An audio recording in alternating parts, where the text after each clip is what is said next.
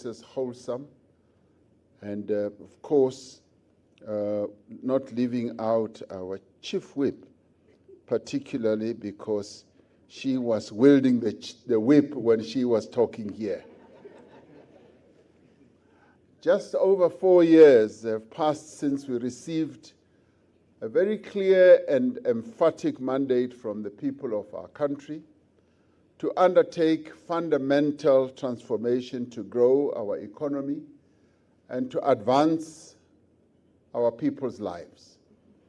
In around 300 days or so from now, the people of our country will once again go to the polls to elect their representatives. And we have no doubt in our mind that those people who have always supported the ANC and many others, 10 million, 11 million and above, are going to come out in their large numbers to demonstrate their support for the only political organization that can improve their lives. So this, for us, has been a very appropriate time. And as the Secretary General said, once we have agglomerated all the views that we have put here, we will be able to report to our people publicly and inform them what we have done in implementing our 2029 manifesto, 2019 manifesto. We have undertaken this review not, as I said earlier, not as an accounting exercise. We were not here merely to tabulate which of our commitments we implemented fully, which we have not implemented. We were here to make a proper review politically, socially, and economically as well. And we also wanted to understand why we made progress in some areas and why we didn't make progress in other areas. And we will be able to outline to our people where we have fallen short and why we fell short. We need to reflect on whether the actions that were contained in our 2019 manifesto were appropriate to the objective that we wanted to achieve. But we will also talk about what prevented us from implementing all of those objectives that we set out. So for us, the review of the manifesto, particularly the process that we went through today, has been a learning exercise as well as an information exercise, so that we are able to measure ourselves against what the reality is. And it is in this regard that we were particularly pleased to have a more objective review from comrades who have done the research more thoroughly, Comrade Phoebe and other comrades who have been doing the research, who were able to dissect the 2019 manifesto point by point. And for instance, on issues of the economy, they came out with 120 objectives that we needed to address. And they pointed out those that we have done well on and those that are in the process and those few that we have not executed. So this process has not been aimed at producing a report card. It is aimed at producing what I would call an ambitious and achievable program of action for the next 5 years. The next 5 years that will change the lives of our people for the better. And at the center of the 2019 election manifesto was a commitment to work together with our people, with various formations in our country, to transform the economy and to serve the people of our country. Now, this process has also followed on the process that we have started in government. At cabinet level, the Deputy President and myself have been involved in a process where we've been meeting each one of our ministers and saying to them, we want to know and fully understand against our manifesto of 2019, against the medium-term strategic plan or review, and against the departmental plans that you have, what are the key priorities leading to the end of this term, the 6th term. And having sat down with all our ministers, they have tabulated what their key priorities are. And we've noted them all. And that is what they are going to be measured against. And we, the DP and I, have said we are going to meet them again in 6 months' time. And when we meet them, they must have their deputy ministers, their DGs, and some of their key officials to account what they will have done in executing those priorities. And we said we're not going to accept any excuses. We're not going to accept any explanation. The priorities that you have set out must be priorities that must be addressed, met, and executed. Otherwise, a lot of things will happen. We have said that very clearly to them. So this process of review, this process of refocusing the work that we do in government as well, has started. And what we've just been through is emboldening it and strengthening it. And we are very grateful that the African National Congress, which is the organization that leads our work in government, has taken this process seriously by doing this review process. And this review process is going to guide us not only to draft the new the election manifesto, but also to reinvigorate the work that we have to do in government.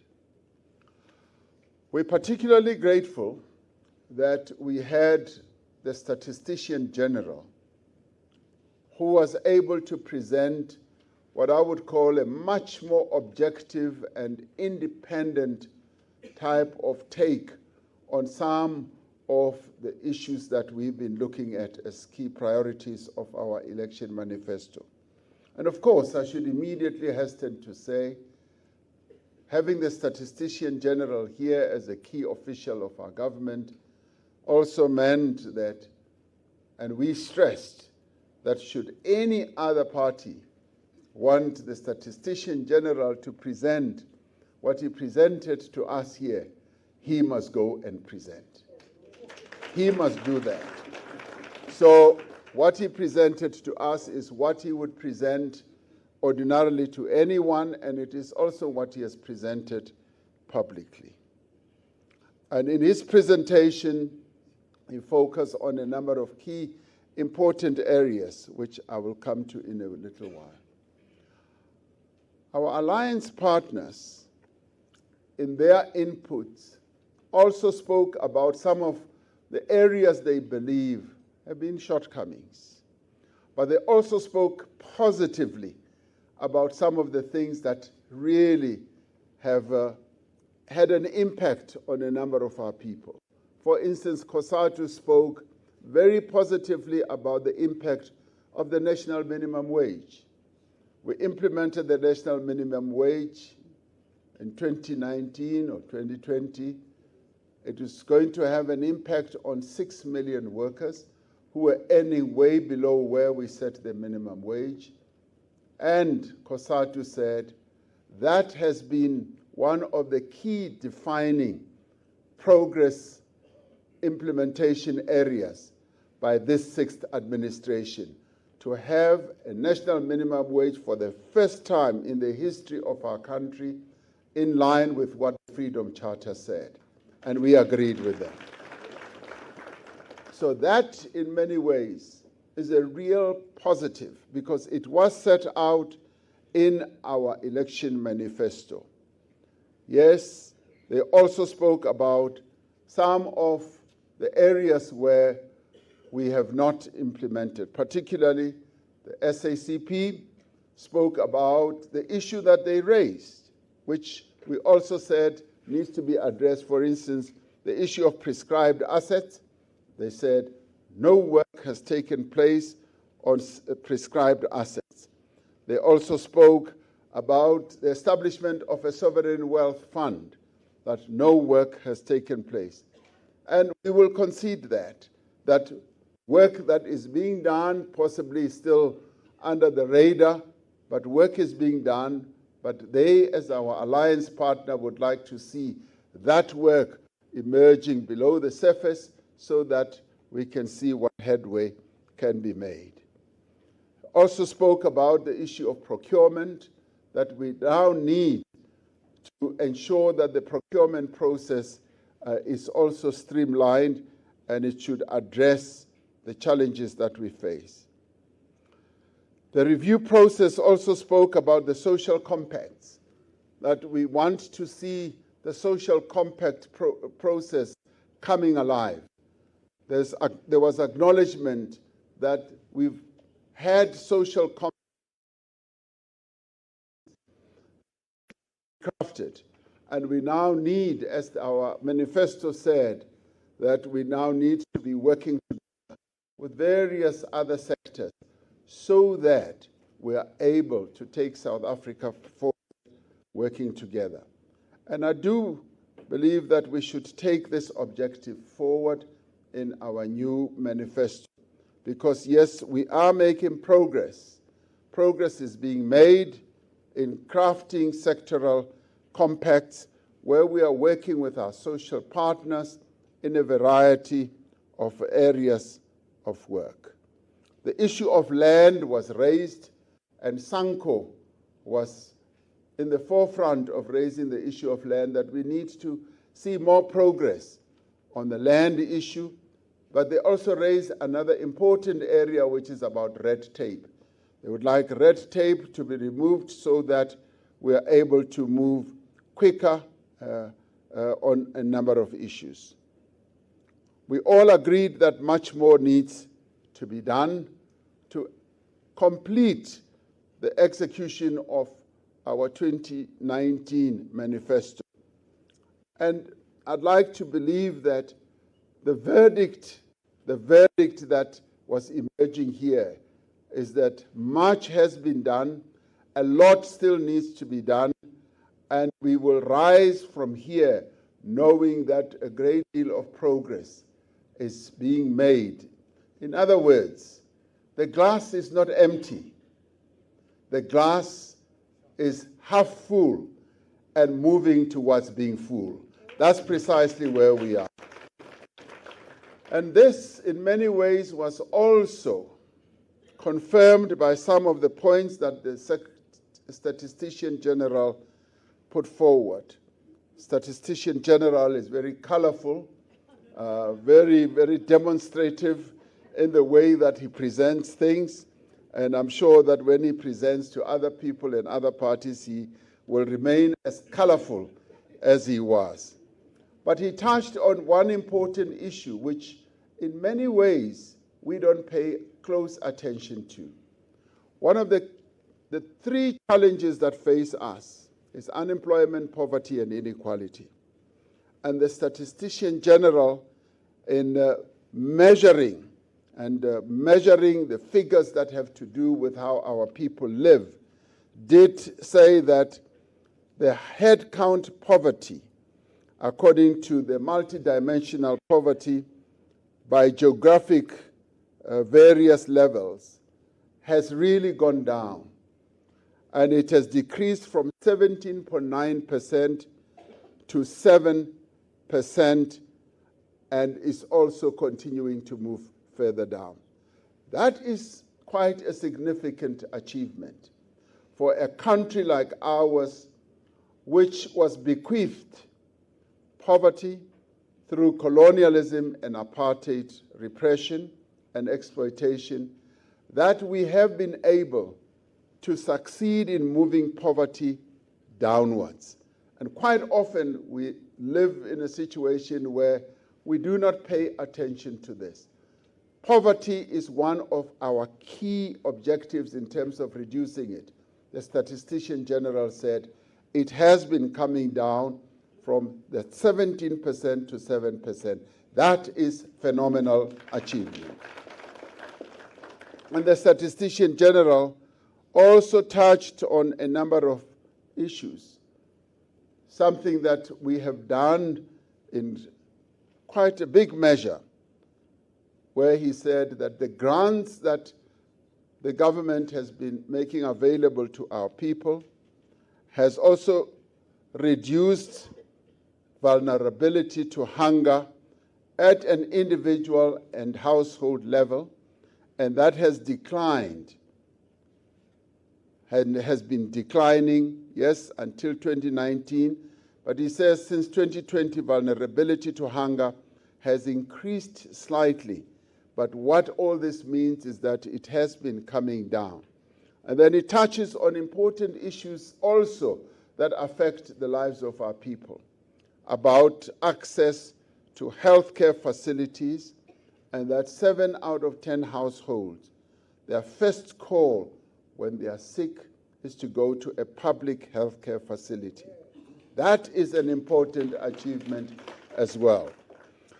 And he also reports, and we often don't hear this, that, for instance, access to electricity, the connectivity, much as, yes, we all did bemoan the fact that load shedding has been having a negative impact on the lives of our people, including on the economy. But in looking at the penetration of electricity, that there has been increasing penetration of connectivity, and it has lowered quite a bit in 2 provinces, but in the main, we have more than 90% of our people having access to electricity connectivity. And I can say that if you go through our continent and a number of developing economy countries, you do not find the connectivity to electricity in the way that we have it here. A number of countries on our continent hover around 50, 60%. This democratic ANC-led government has ensured that access to electricity to our people has reached more than 90% of our people. That is a significant achievement. Yes, when it comes to another important area that touches the life of our people is when it comes to access to improved water sources.